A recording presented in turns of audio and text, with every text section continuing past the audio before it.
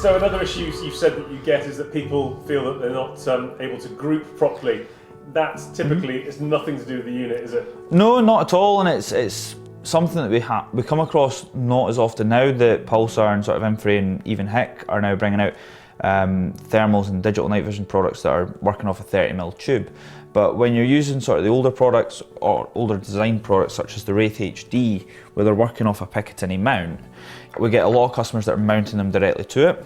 The problem is a Picatinny mount is a lot wider in terms of dovetail. Dovetail will be 9 to 11mm.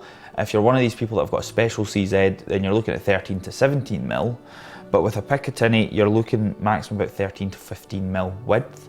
So a lot of people will tighten these up to fit dovetail, and it's either pulling it to the left or right depending on the way they have the mount round, and it's causing either the device not to be fully secure on the rifle, which is giving it a little bit of play, or it's pulled too far to the left or right, like I said, and what that then gives you is you're grouping too far to the right or too far to the left, which gives you a few problems.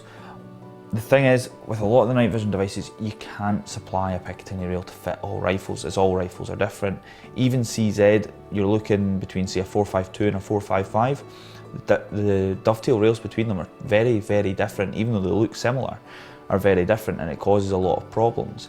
So anytime that you're mounting sort of a Wraith, a Pulsar Trail, Digisight, a Rico for example, you need something like this Picatinny rail, which is a slotted system where you've got recoil bars in the mounts, so that stops it from moving, and it would just slot in place, like so. And it just provides a more secure fitment for the rifle, and it just means that that's not going to go anywhere under recoil because it's locked in place using the grooves.